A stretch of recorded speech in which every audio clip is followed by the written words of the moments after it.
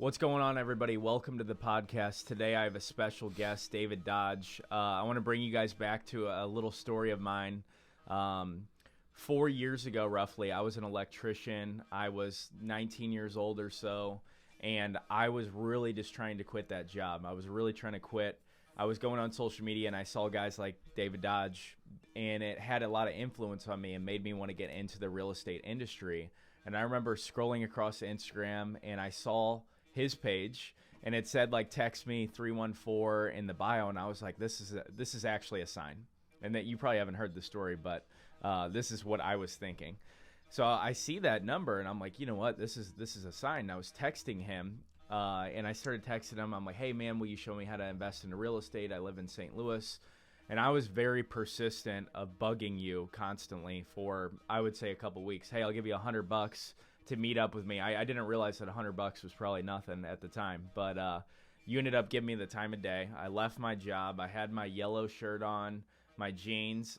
I changed in the parking lot, and I'm looking at this big building, and I had two options. I either walk in that building and potentially I could quit that job, or I could drive home, which honestly I really wanted to drive home and be like, you know what, I'm just going to go be comfortable.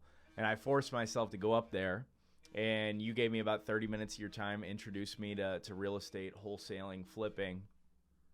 By the time I left there, I was like, I already made the decision I was going to quit my job. I went to get my first deal, and basically COVID was kind of around that time. And the deal ended up falling through, but then next thing you know, I started my junk removal business. So I think that you play a major part in my success. You know, I don't know if I would be here if I didn't meet you. So I really appreciate you meeting up with me. It's awesome, man. And again, who knew we'd be sitting right here? I appreciate you. I'm honored to be here, Kyle. Awesome, man. Awesome, man. So tell everybody a little bit about yourself. Yeah, so I'm 39 years old. I've been investing in real estate for 20 years. I started when I was like 19.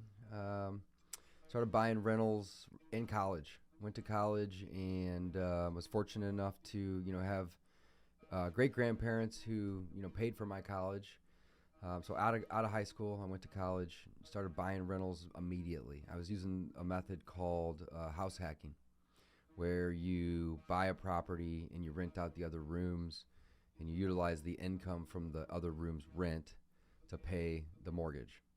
I was doing it wrong, though, and I'll get to that in a second. I utilized that strategy all through college. So in college, I bought 3 properties. One, basically every year, every 18 months or so, 3 and 4 years. I was doing it the wrong way, right? The next 7 years of my 20s, I was basically still buying rentals. Wasn't house hacking at this point, but I was just buying them and renting them. But I was still doing it the wrong way. So all through my 20s, right, from 20 to 30, let's just say 10 years, it took me 10 years to get to 12 rentals. So 2 years I got lucky and got 2 of them in 1 year, right? But for the most part, it was just 1 a year, slow and steady. And the reason I say I was doing it the wrong way is because this is the strategy that I was using. I was locating an agent first that then could help me locate properties on the MLS. We would then go walk a few of these properties. We'd find one that I liked, and then I would make an offer on that property. The offer would then get accepted, and then I would be excited for about 10 minutes, and then I would panic because I'm like, shit, how am I going to pay for this? How am I going to afford this? So then I would go to a bank, and a bank would say, hey, we'll lend you 80%, but you need to put down 20%. And I'd say, okay, cool. You guys are approving me, assuming I get that 20%. And in the beginning, I would need co-signers because I didn't have a job in college, right? After college, I didn't necessarily need the co-signers because I had income, I had jobs, I had small businesses. But during college, not only would I need to borrow that 20%, and I would borrow it from friends and family and acquaintances and so on and so forth, but I'd also need a co-signer, okay? After college, didn't need the co-signer, but same strategy. Find the agent, go to the MLS, on market, find the deal, make the offer, go to the bank, and then either borrow the 20% or save the 20%. After the 5th or 6th home, I was saving the 20%. And I was just putting that money down. But still, it was wrong. And the reason it was wrong is because there's a better way to do this with creative financing and the BRRRR Method, right? Buying property subject to, or just in any creative manner, or using other people's money. And I know you had Sam on your show recently, and I'm sure he talked all about this. Sam and I are very similar in that aspect of just using other people's money and leveraging as much as we can, right? So 10 years, very passive. I wasn't an active investor, meaning I wasn't doing that much. I wasn't full-time in it. I had different jobs in sales and marketing, several small businesses that really didn't pan out to doing much of anything. They just were kind of fun. And, it's fun to not have a boss and be your own boss, right? But I did it wrong. And I say that because it was slow and it required me to use my own money or borrow money and then pay that money back. And it was just slow. So in the last 9 years, all through my 30s, I just turned 39 a couple weeks ago. All through my 30s, I basically went into real estate full time in my early 30s, I think at 30 years old, and discovered creative financing, discovered wholesaling, discovered the BRRRR Method. In fact, I've written a book on wholesaling and the BRRRR Method at this point. And the BRRRR Method is so incredible because it allows you to leverage everybody and everything. And that's really what life is all about, or I think I should rephrase that. I think that's really what being an active real estate investor is really all about. It's what makes it fun. It's the ability to leverage, okay? So how does it work now? I described the wrong way. What's the right way look like? The right way looks like me finding a deal off market, no agent, making an offer to buy that home, getting that deal under contract, then going to a private or a hard money lender, borrowing the money to buy it and fix it, closing on that deal, so that's the buying part, fixing it, hiring contractors to fix that deal, then getting it leased, and then going to a bank anywhere from 6 weeks to 6 months later, sometimes there's seasoning in play, and asking that bank to give me a loan based upon the appraised value.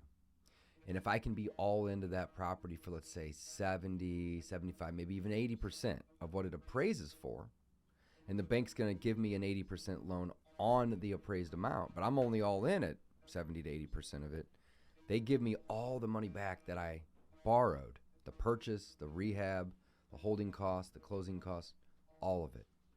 So in the last 9 years, I've done 250 plus BRRRR deals where I'm essentially acquiring rental properties with none of my own money in the end. In fact, I have brought my average down to a negative number, meaning that I actually get paid to buy a rental. Not necessarily today, right? But when I go to refinance, there's often money that's either given back to me, or sometimes I'll borrow more than I need in the beginning, and then the appraisal will come in high and we'll pay that lender back, and I'll have prepaid myself. So sometimes it's in advance. Is that money that you pull out, the cash out refi, is that taxed? No, it's not taxed because it's not income, it's debt. Okay. Great question.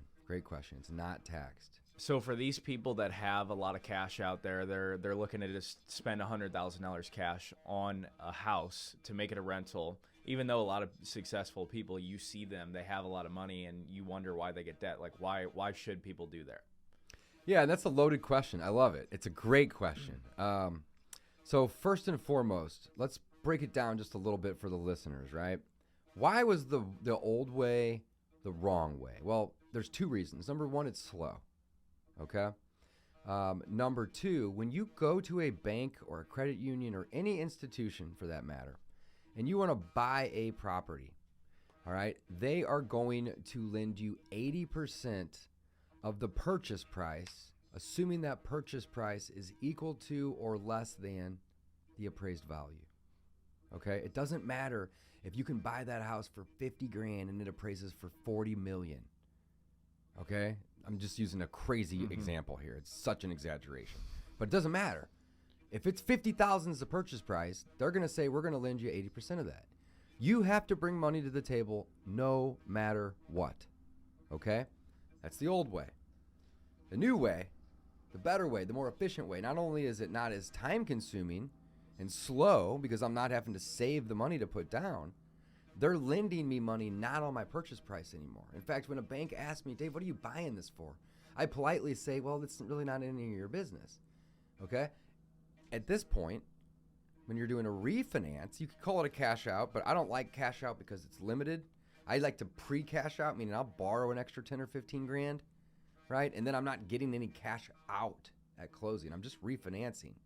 But when you go for the new way, the refinance model, the refinance method of the BRRRR method, or as Sam calls it, the BRRRR's method, same thing, you are getting a loan based on what it appraises for. So in this scenario, check this out. If I buy something for $50,000 and it does appraise for my crazy exaggerated example of $40 million, and I want to refinance it, in theory, I could get 80% of what it appraises for, right?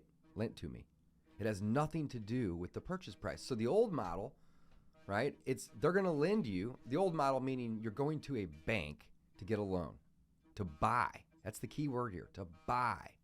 They're going to give you 80%-ish of what the purchase price is. The new cool model, creative model, is they're going to give you 80% of what it appraises for. What you buy it for and what it appraises for are two different things, and they can be two totally different numbers. The bigger that spread is, the more value we can create as real estate investors. So are you buying more based on appreciation or cash flow? Love it. So it was mostly cash flow for the last several years when rates were, 3, 4, 5%, right? Now that rates are in the 8s, it's more for appreciation. So at this time of the year, with the appreciation the interest rates, how much money does a deal actually need to profit each month for you to hold on to it? Great question. So I still want to see at least $200 to $250 in cash flow. But cash flow with these rates, right? And that's with the new rates. That's still with these rates. But even though I'm shooting for, let's say, $250 a month in cash flow, I never pull cash flow out of my bank account. I let it build because it just typically goes to pay for maintenance and, capital expenditures and taxes at the end of the year and, all these things, right? If the money does build up, I'll just take it and I'll dump it into the next project. I'm not typically paying myself out of cash flow. Now, at one point in time, when rates were lower, we were maybe bringing in $15,000 to $18,000 a month in cash flow. With that being said, we'd still leave a good chunk of it in there, but we'd maybe pay ourselves out $10,000, $12,000 of that 18 to 20. Now, with interest rates being higher and a lot of my adjustable rate loans, I say adjustable, they adjust every 3 years. It's not like a monthly or even annual thing, right? They're starting to readjust into these higher rates, so it's killing the cash flow. So we've quit paying ourselves out of the cash flow. We've done what's referred to as portfolio management, where we've kind of sold off some of these properties in some of these areas that weren't doing that great, and we're moving into a little bit nicer neighborhoods. I'm not buying an A class. I'm just not there yet, So are you moving closer to like St. Charles or? Some St. Charles, really more just like South County, Okay. Some South City. It's not so much the big picture vicinity, it's just really more micro. Like I'm staying out of some of the neighborhoods that I know that just suck. So I'm still buying, and for anybody that's located here in St. Louis, I'm still buying up in North County. I'm just not buying in the bad parts of North County anymore. I'm staying in the good parts of North County. I'm moving to South County, definitely West County and St. Charles County, and and then the good parts of South City. So we're just moving in away from the C and the D, more into the high C, low B, which still makes it affordable. Because there's appreciation there as well, probably more appreciation there rather than a D class area that has no appreciation, Zero. Mainly cash flow. I shouldn't say zero. There's some, but it's slow. And you're right. Plus, you're dealing with a tenant that you might not hear from for a couple months, and they're doing their thing, they're paying on time, and everything like that. Yep. Yeah, the nicer neighborhoods, the nicer class properties, you're going to have longer tenants. You're going to have less headaches. You're going to have less evictions. You're going to have less late pays. And when they move out, you're not going to have not always, but you're not going to have $5,000, $7,000, $10,000 worth of turnover costs, right? When I got in this business full time, let's call it 9 years ago, the average cost to turn a property over was maybe $1,500. Now the average cost to turn a property over is $4,000. So inflation's affected that, a big portion of that. But also it's just depending on the neighborhood you're in, it's going to affect it, right? If you're in an A-class neighborhood, like I got a tenant moving out of a nice home that I own right now, and they left it better off than when they found it. You don't find that in a D-class neighborhood. In fact, one of the main reasons that I have learned, now this is my opinion and my perception's a better word here, is in these D-class neighborhoods, the main reason people move is because they've lived there for 15, 18, 20, 24 months, and the property is dirty. And it's just easier for them to just pick up their stuff and move it to a nice, newer place that's been renovated with new carpet, new paint, than it is to try to go scrub the toilet and clean the home. In an A-class neighborhood, they take care of it, they clean it, or they may even hire a cleaning company to come in once every other week or once a month to do it for them.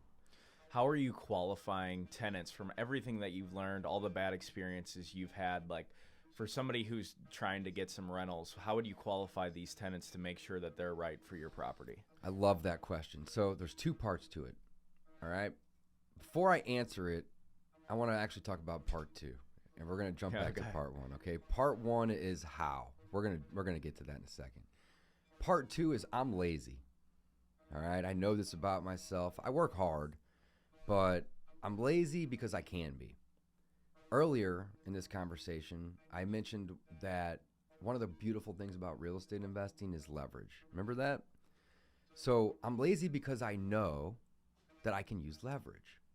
Now, most people don't really understand leverage. They think like, a fulcrum, right? Or something like that when they're talking about leverage, right? But what I'm talking about when I'm talking about leverage here is using other people's time, other people's resources, and other people's money. Okay, so again, I'm going to get to your question, I promise you. But the reason I like the creative finance approach and the BRRRR method specifically is because I can maximize the hell out of this word, leverage. So how do I do that? Well, I have 4 virtual assistants. They do all my marketing for me. Not all, but most, right? They're making cold calls, they're sending mail, they're texting, they're following up, they're setting appointments. Basically what I do is I like to run appointments just because it keeps me out of the house, keeps me busy, and I really enjoy meeting people and talking to people. So I love running the appointments. You're making the offers. I am making the offers. Not all of them. If I can run the appointment, then I'll make the offer. Otherwise, they're making the cold offer, just to kind of see if we're in the ballpark.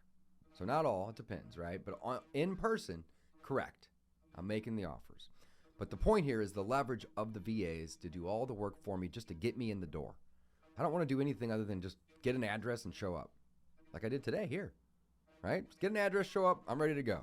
Dress nice, be polite, make eye contact, shake hands, listen. I'm doing most of the talking here today, but I'm listening on my appointments, and I'm making friends, okay? After that, I just hand it right back to my VAs. Hey, here's the offer. See if they're interested in this offer, get them to sign it, follow up with them if not, okay? Once they agree to that offer, then I send it to the title company. I don't know the first thing about title and deeds and recording and mortgages. I know a few things about it, of course. I've been doing this for 20 years, but I don't claim to be an expert at that. Why? Because I don't need to be. Title company does it, so I'm leveraging the title company. The next piece of the puzzle is I'm leveraging somebody else's money. They're going to get an interest rate. I'm usually paying 10, 12, 14%, depending on the terms, right? But I'm going to go borrow from a private money or a hard money lender to buy it and fix it like I told you earlier. Okay, leverage again. Next, I'm going to hire a general contractor or 2 or 3 contractors to go fix it up. I fixed one house in my life, took me 7 months, I broke even. I'll never do that again. In fact, I don't even own that many tools. I gave them all away. Because if I have them, I'm going to want to use them. I got a few screwdrivers and a few wrenches at home to fix some sinks and stuff at my own house, but I don't own saws or drills or any of that stuff at this point. I've given it to contractors that have done me good deeds and just helped me out, and it's just a thank you. And it's also, I don't want them. So I'm leveraging those contractors. Next, and this is part 2, we're going to get to 1, I promise you, is I don't really want to go meet a bunch of tenants at properties. It's time consuming, it's a lot of work. So I have multiple property managers. In fact, right now I have 3 different property managers. I'm leveraging those property managers, right? And then the last piece of this leverage puzzle is once I get the property rented and I've gone through the BRRRR method, buy, rehab, rent, refinance, repeat, and I'm on that last 2 R's of refinance and repeat, I take it to a long-term lender, a local bank, a local credit union. There's even some national lenders like Renovo and Kiavi and Aloha that will do 30-year loans to investors like me and you. And I'm leveraging them to pay back my private or hard money lender, so I don't have to deal with it, and I'm getting that long-term debt in place. And if I overborrow on the front, I get to keep 5, 10, 15 grand. And if I want to pull a little bit out, I can. Now, I don't like doing cash out refinances because they clip you on the terms. You don't typically get the full 80%. They maybe even charge you a little higher interest rate, but you can do a reverse cash out. So if anything you learned today and the audience learns today, this is it. Do a reverse cash out. It's not even a term that you'll find online or anywhere. It's maybe something I made up. I just got clever with it. But instead of trying to borrow it or cash out 10, 15, 20, maybe even 50, I've done reverse cash outs and made 50 to 100,000 before on deals. I over borrow that in the beginning. So let's say I need 100,000 to buy it and 50,000 to rehab it. I'm gonna borrow 190, right? Well, if it appraises for 300, and they're gonna give me up to 80% of the appraised amount, but I only need to pay back 199 because of the interest rate, right? Private money or hard money lender gets their money back for purchase rehab plus interest, and I've pocketed $30,000 to $40,000, and it's not a cash out refinance because at the time of refinance, I'm not getting any money. It's a reverse cash out. It's really clever. Can a newbie investor go to a private lender and kind of do that same exact thing? Because there's probably going to be a lack of trust there to where they might be over borrow. Yeah, and and that's a great question. It's a great question, and we're going to get to the main point here in a second. I promise you, I'm not going to leave you hanging. The answer is yes and no. It depends on trust. Private lending is all about a private relationship. It's me and you. What's your name, sir? Josh, podcast guy here, helping us out. Me and Josh. If Josh has got 30 grand laying around, he wants to lend it to me. Me and Josh have a private relationship here. It's a private agreement. We can put a mortgage in place and attach that mortgage to a deed and make it secure. But at the end of the day, if Josh doesn't trust me, he's not lending me money, right? And so yes and no. In the beginning, when you're working with a private lender, don't over ask. I wouldn't suggest you try to do that on the first time. And in fact, when I'm working with new private lenders, I cut them in on the profits to alleviate stress and reduce risk. A lot of people say, I can't find private lenders. I can't find them. Well, are you giving them the terms that they can't say no to? You know, Alex Hermosi, his whole thing is make offers that people can't say no to. Well, are you doing that with your private lenders? Are you just saying, I'll pay you 8%? They're going to say, I'm not interested in that. What if I offer you 15% and 25% of the profits on the deal? I'm not going to do that forever, but I'll do it on the first deal. And you say, that's something I can get my head around or wrap my mind around. And you do it. And then you go back and you say, hey, you want to do another deal with me? I can't really afford to pay you that anymore, but I built credibility and I built trust with you. Let's do another one. I'll pay you the 15%, but I'm not giving you the 25% kicker on the end of the equity at this time. You want to work with me? You have a way better in that way than you do just trying to be greedy out the gate saying, I'm only paying 8 or 10%. You got to get creative. You got to make these people, these private investors, want to work with you. So it's an excellent question. Okay. Go ahead. We went to point 2. Let me answer your actual question now. And I'm sorry that was long-winded. You're good. I had like 35 questions that's fine. In between. And we can do a rapid fire round too if you want. And that's great. I love it. So what would be some pointers? I don't do it anymore because I'm lazy and I leverage property managers. But for the first 10 years, Kyle, I did do it myself. What would be some pointers? Run their credit. Look for previous evictions, right? If they've been evicted in the last year or two, they're probably not a good tenant for you. They're going to probably do that to you too. People change, but it's definitely a red flag, right? Run their credit. If they have bad credit, that just basically means that they don't pay their bills. That's all that means. What's a credit score that you like as a safe number for you? The higher, the better. Pretty straightforward. Like, I don't really want to lease to somebody that's got less than a 600. Ideally 640 or greater. If it's above 700, I'm pretty confident they're going to be a good tenant. It depends. You're not going to find people with 837 credit scores like I have in a Class D neighborhood. You're not going to find that. So depending on the neighborhood you're in, you have to get a little flexible. It's a great question, but there's really not just like an answer to it because it varies, right? So credit, eviction history, how they present themselves to you, right? Look in the car. That's one of my favorite techniques. And Brian Schroeder taught me this. You know Brian.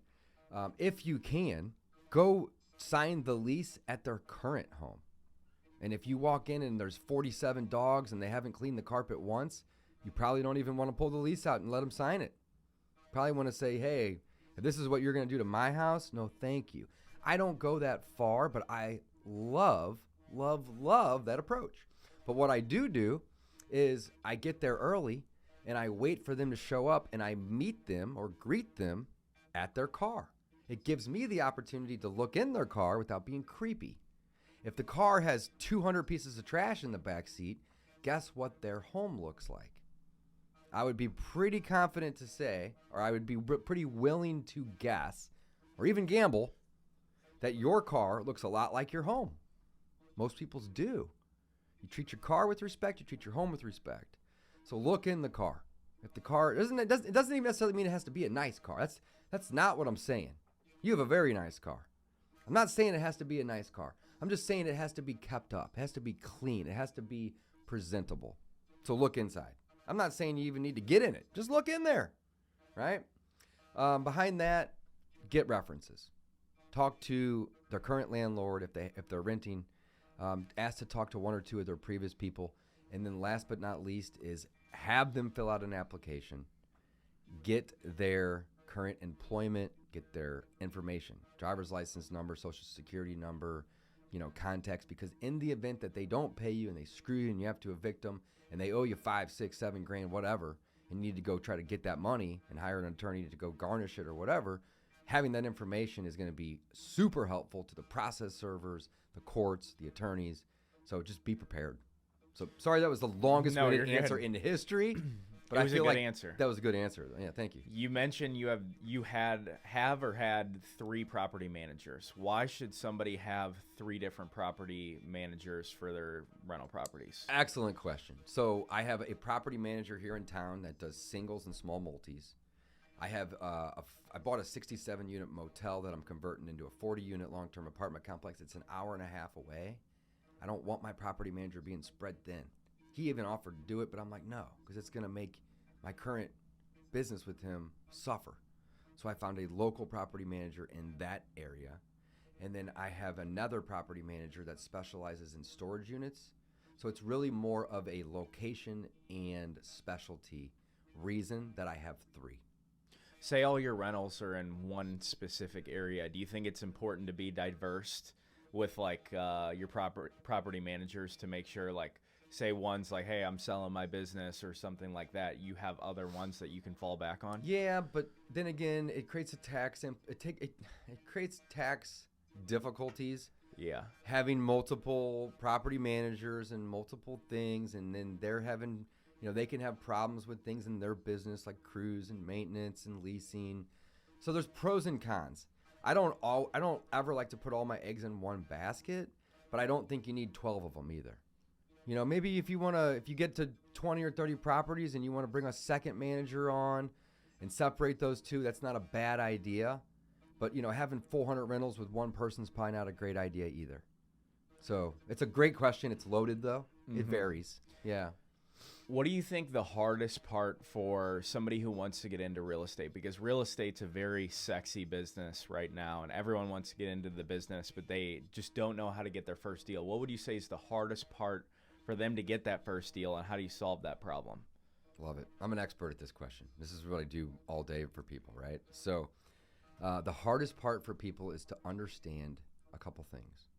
Number one, this is a marketing business before it's an investing business.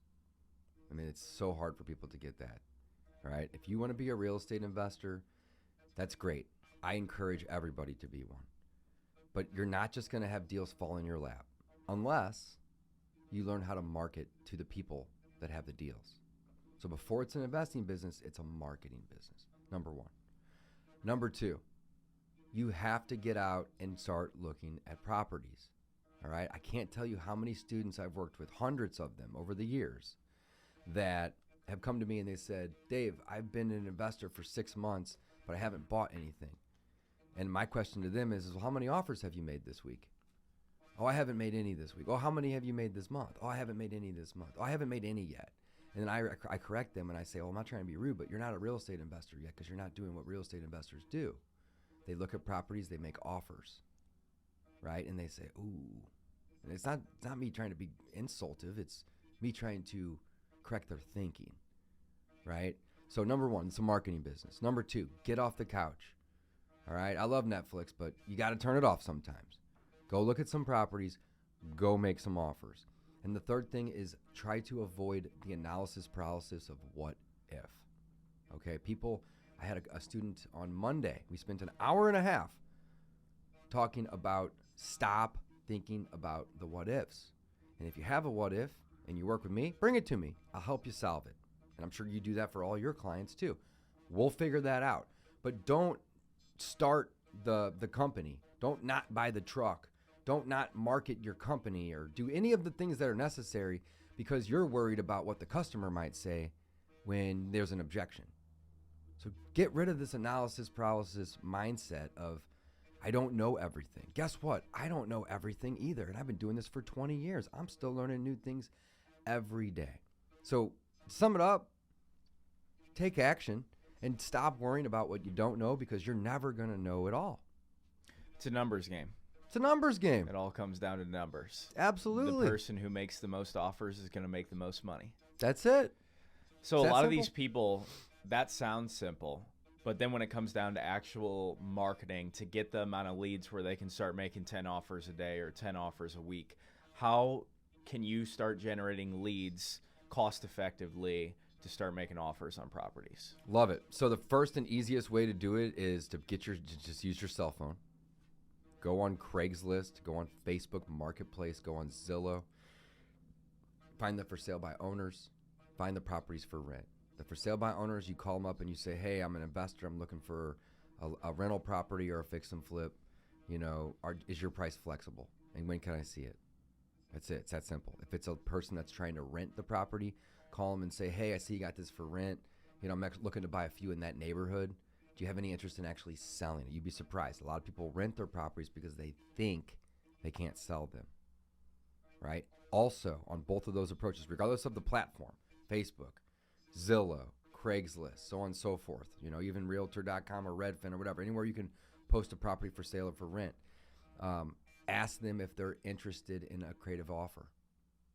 You know, maybe they don't need the money today. Maybe you'll be willing to pay them more money if they'll help you out with the 20% carryback or just a straight up subject to deal, right? But to answer your question in a short answer is just take action, right? Go find people, pick up the phone, make the call. I can't tell you how many people, again, like I said earlier though, a little different, say, oh, I've been an investor for this long, but really all they're doing is they're consuming courses, they're consuming books, they're consuming audios, they're consuming podcasts, they're consuming YouTubes. And that's great. I'm not discounting education, but I can tell you every single time, literally 100% of the time, action is going to trump education. You can learn while you go. You don't need to stop going to learn. There's a lot of people out there that consume and consume and consume all they and do. just never take action. Most people. Mm-hmm. So you mentioned that you have VAs, I do, which is a virtual assistant. Mm-hmm. You know, I assume, is there a software or company that maybe you can suggest to find VAs? And are these VAs already trained in the specific tasks that you're telling them to do, or are you personally training them? It's a great question. So both. Yeah. So I work with a company out of the Philippines. I don't own it. It is a company that I've been working very closely with for probably about 4, maybe even 5 years now. The price for the VAs is anywhere between 6 and 8 an hour, 6, 7, or 8, depending on the tasks. Cold calling is going to be your cheapest route, you know, and you can do 20 or 40 hours a week with these individuals.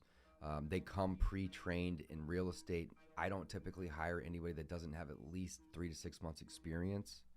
And then there's those higher grades of $7 and $8 an hour folks that will have either more experience or they'll have a higher level of task, a higher duty. So they could be a lead manager, an acquisition manager, a disposition manager, a closing coordinator, transaction coordinator, whatever you want to call it, you know, so on and so forth. So I would say, if somebody wanted to be connected with my company, just reach out. Happy to give you some contact information for me, and I can connect them for you. There's lots of companies out there that are 10, 12, 13, 14 an hour. They're agencies, and essentially the agency's making half. And I don't think that's a bad thing for somebody that's got a big business making lots of money, but most people don't have a big business making lots of money, and they're starting out, and they need to be very cost conscious of what they're spending. And $6, $7, $8 an hour is very, very affordable compared to 13, 14, 15 an hour. Is there certain KPIs that you're tracking in your business to, like, hey, I know that I need to make 60 offers before I get a deal? Is there certain KPIs that you're tracking? There are. I have to say I'm not the best at tracking KPIs, but over 9 years, it's become pretty obvious that there's certain things, So, at the end of the day, you said it best. It's a numbers game earlier, right? So if you're not doing anything, there is no KPI. Like, that's lesson number one. KPI, for those that are new and don't understand it, it stands for Key Performance Indicator, right?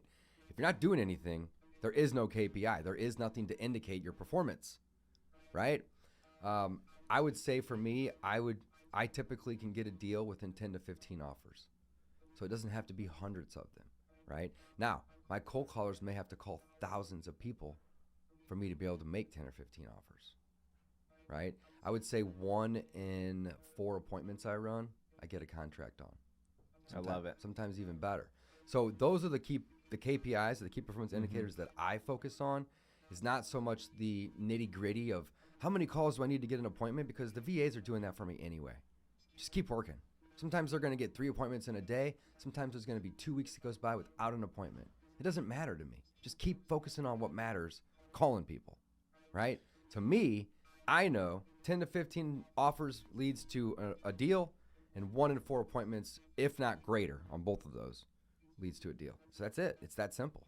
One of my biggest problems getting into real estate was determining how much I should actually offer for a property to consider it a deal. What's your strategy to be able to make an offer on a property, know that you're going to be able to make a profit from it? Love it. It's a great question, right? So we use the MAO formula, right? So we basically take the after repair value, we multiply it by a discount rate. Most people are going to say, multiply it by 70%. That's BS. Because in an A-class neighborhood, you're never going to win that deal. You got to multiply it by a discount rate. 70% is a discount rate, but it's not the only discount rate. Sometimes it's 75%, sometimes it's 80%, sometimes it's 50%. Okay? So ARV times the discount rate, which most commonly is 70%, but not always. And then subtract the repairs out. Here's the cool thing. If you don't want to go and write that formula down and get into the nitty-gritty of the math, I have purchased about 1,000 properties in the last 10 years. And on average, I'm buying properties between 50 and 65% of what Zillow says they're worth. So if you want the quick and dirty, or easy, I kind of like that better, the quick and easy way of just saying, here's kind of where I'm interested in offering you on your property, I typically start at 65 to 70% of what Zillow says it's worth to do 2 things. Number 1, anchor low, and number 2, see if they're in the ballpark with me. All right, if I'm offering 167 and they're at 350, we're not in the ballpark. Good luck. Go hire an agent. I'm not going to be the person to help you. If I'm offering 167 and they owe 175, hey, you may be able to get this done.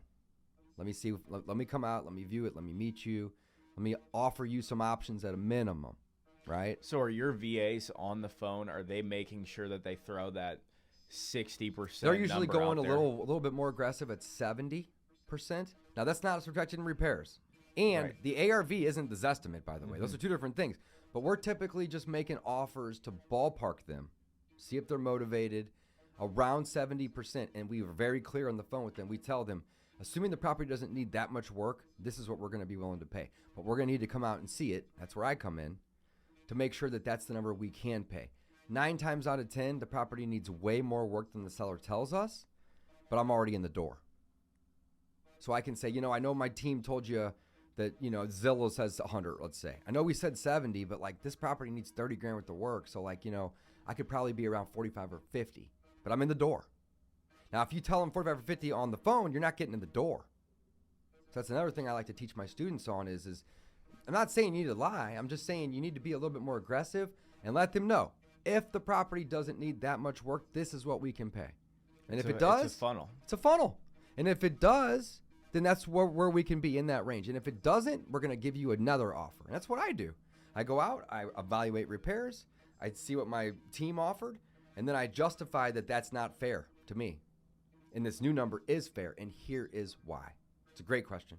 For a rookie investor, again, like one of my issues was that the formula, MAO, that sounds very, very simple. But to actually go find the ARV or go find the repair cost. The repair cost was the hardest one for me to figure out because I wasn't no contractor. Sure. How can some rookie investor go in there and be able to ballpark, how much it's going to cost to actually rehab? Great question. So there's a little bit of difficulty here because class of neighborhood matters, right? Like my personal home is $275 a foot. It's high cost per square foot, right? A lot of the homes up in North County here in St. Louis that I'm investing in, a high cost per foot, maybe only 50, right? So you're talking a vast difference in cost per foot. But on average, if you're in C-class neighborhoods in the Midwest, that encompasses a lot, right? You're looking at $20 a foot for low end. You're looking at roughly $35 to $40 a foot for medium rehab, right? And you're looking at, maybe $50 a foot, 50 to $60 a foot for a full rehab. Now, again, I'm not saying high end. I'm saying C-class neighborhoods in the Midwest, you're looking at $20, $40, or $60 a foot. So it's not hard in this if you're able to just utilize this framework. Like, how many square foot is the house? It's 1,700 square foot. Great. Does it need a lot of work, a little bit of work, or barely any work? It's either 20, it's 40, or $60 a foot. Do the math. And it's not a perfect strategy, but it is a strategy to get people off the couch and out of this analysis paralysis mindset of, I don't know what to do. Get the offer, right? When I make an offer to somebody, the odds of me paying the amount on the offer is probably 20 or 30%. It doesn't mean that I'm screwing people. It doesn't mean I'm lying. It means that this is where I'm comfortable knowing what I know.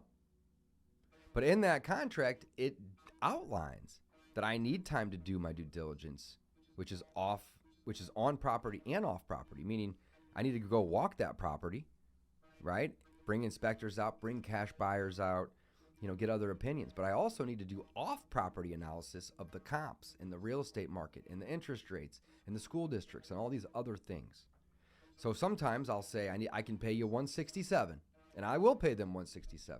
Other times I'll say, knowing what I know now, $167 seems fair. Does that work for you? Great.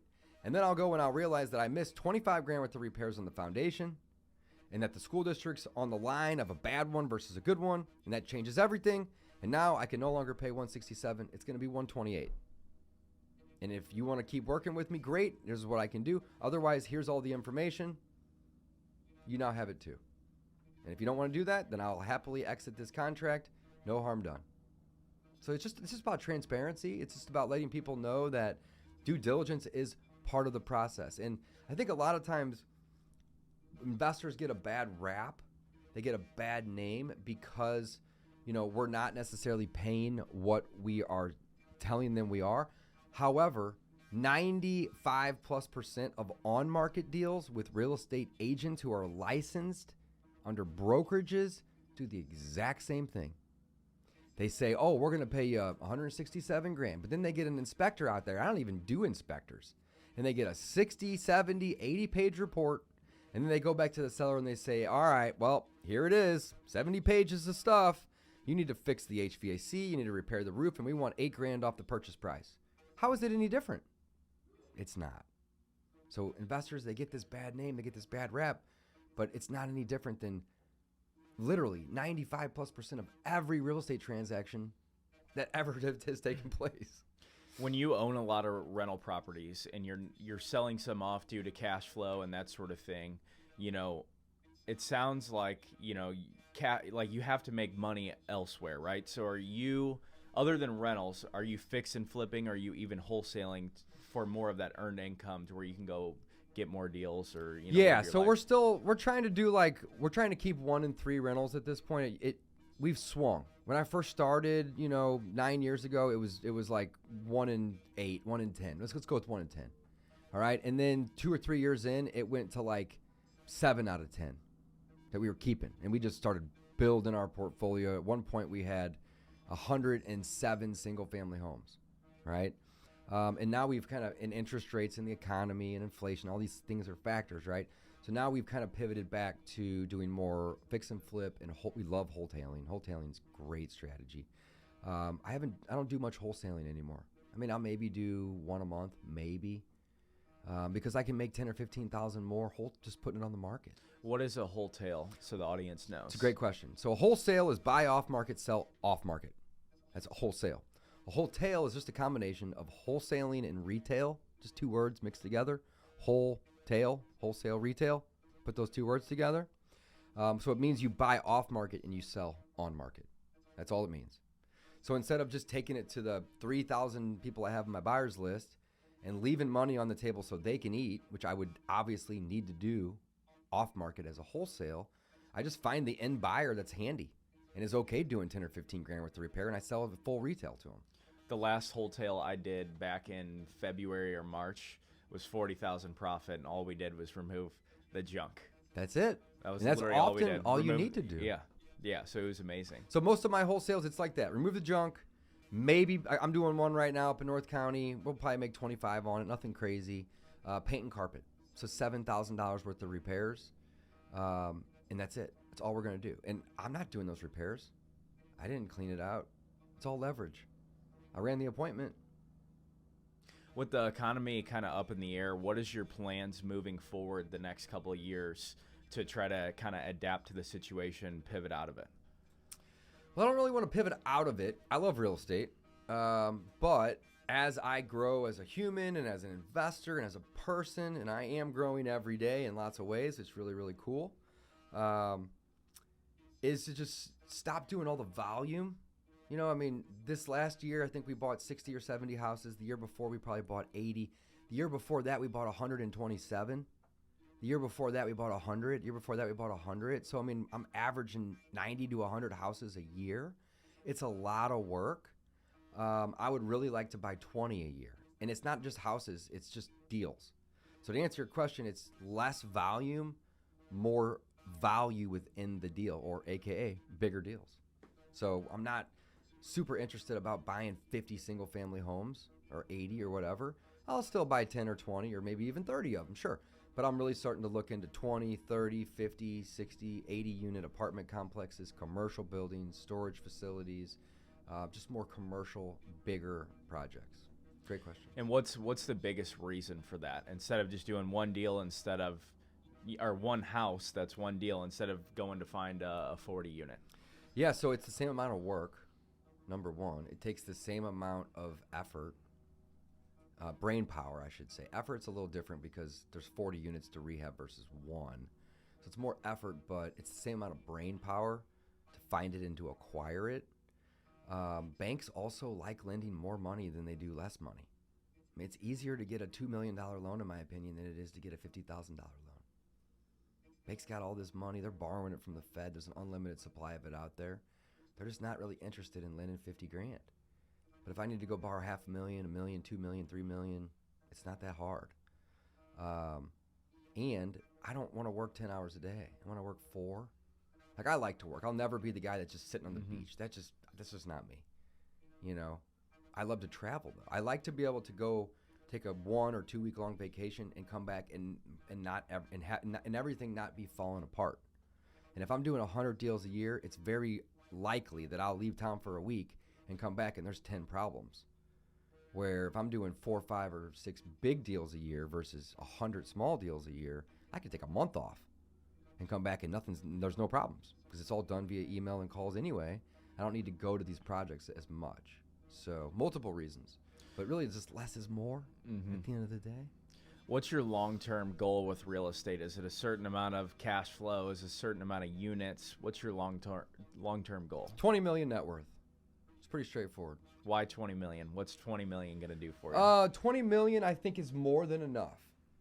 So my net worth as of today is probably somewhere around 3.5.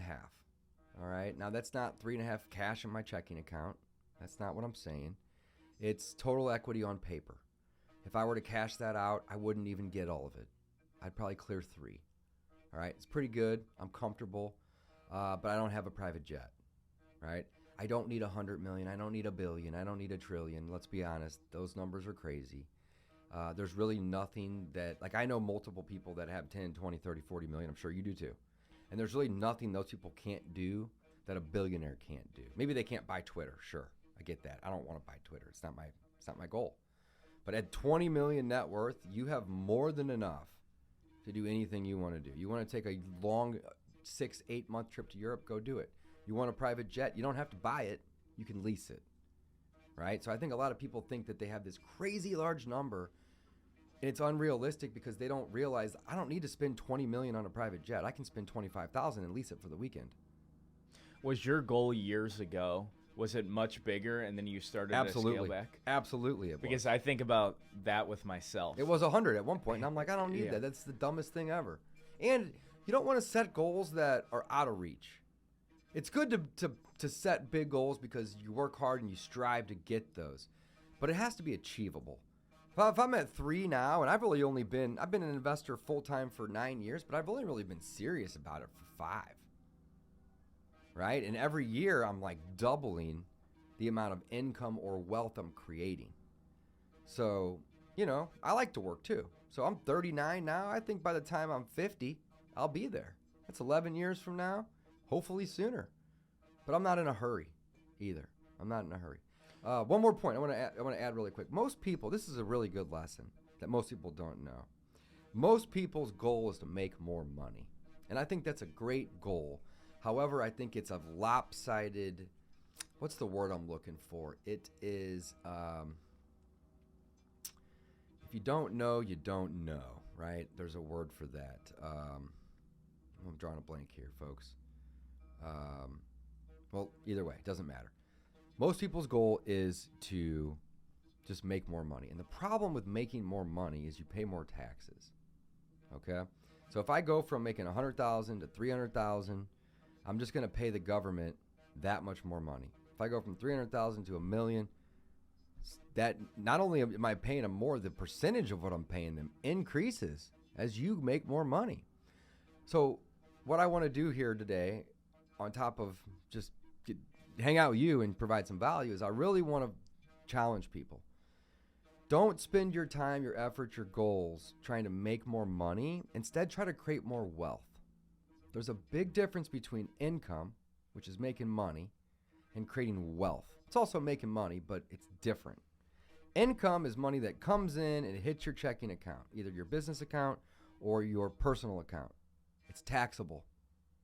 Now, there's ways to offset it, of course, but at the end of the day, it's taxable. When you create wealth on paper, it's not taxable.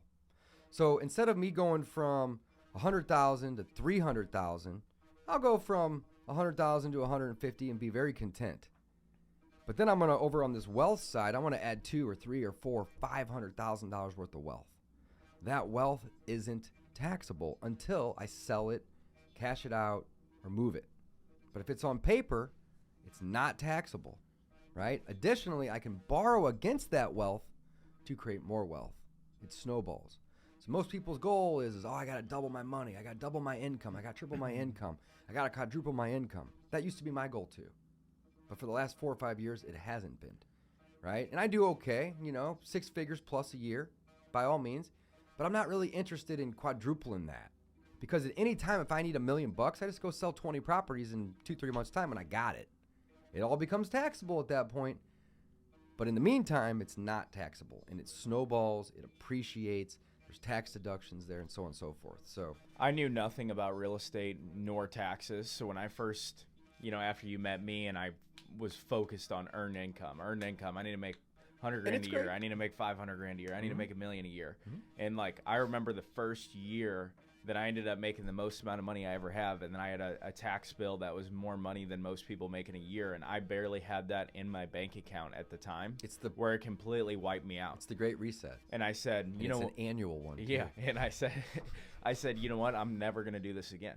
And then the following year, You know what happened? You did it The again. same exact thing. And then here I am. You think and, you get ahead until the tax bill comes. And now now you don't need to prepare in November or December. You should have prepared 6 months January ago. 1. Yeah, or January Every day 1. of every year, you need to be planning that. Yeah. So my plan is, getting a lot more rentals, going into next year for sure. That's awesome. To make sure that I don't owe as much. And also write-offs are double-ended swords. People always say it like it's such a sexy word. You got to spend it either way. I want to have it. You know, spend it to write it off. But there's tons of awesome advantages, like Section 179 is one I haven't even used yet. That is the ability to buy a vehicle that's 6,000 pounds. You can write the whole thing off year one. You can even do it over 5 years if you want to.